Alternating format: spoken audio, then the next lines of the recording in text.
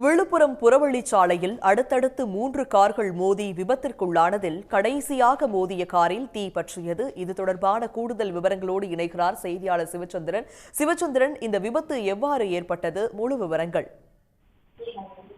அதாவது நேற்று முன்தினம் இந்திய நாட்டின் சுதந்திர தினம் என்பதனால் அடுத்தடுத்து தொடர் 3 நாள் விடுமுறை இருந்தது. இதனைத் தொடர்ந்துதான் சென்னையிலிருந்து கார் மூலம் அதிக அளவு, அதாவது சுமார் 20,000க்கும் மேற்பட்டவர் இந்த சொந்த ஊருக்கு சென்றிருந்தார்கள் தென் மாவட்டங்கள் நோக்கி. இந்நிலையில்தான் விடுமுறை முடிந்து இன்று மீண்டும் பணிக்காக அதிக அளவு காரானது தென் மாவட்ட பகுதிகளிலிருந்து சென்னை நோக்கி செல்கின்றன.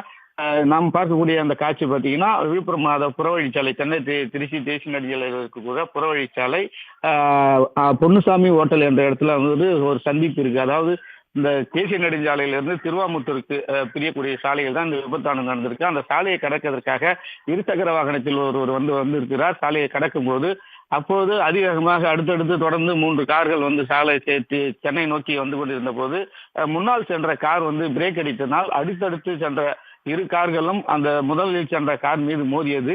இதில் 3வதாக வந்த கார் ஆனது திடீரென முன்பகுதியானது திடீரென தீப்பற்றியது. இதனைத் தொடர்ந்துதான் அந்த காரில் இருந்த 4 பேர் அதிர்ஷ்டவசமாக உடனடியாக கீழே குதித்து உயிர் தப்பினர். இதனைத் தொடர்ந்து தகவல் அறிந்து சம்பவ இடத்திற்கு வந்த விழுப்புரம் தீயணைப்பு துறையினர் அந்த காரை முற்றிலும் கொழுந்து விட்டு எரிந்த காரை அனைத்து காட்சியை நாம் பார்க்க முடிகிறது. மேலும் அந்த முன்னால் சென்ற 2 கார்களுக்கும் சேதம் ஏற்பட்டது.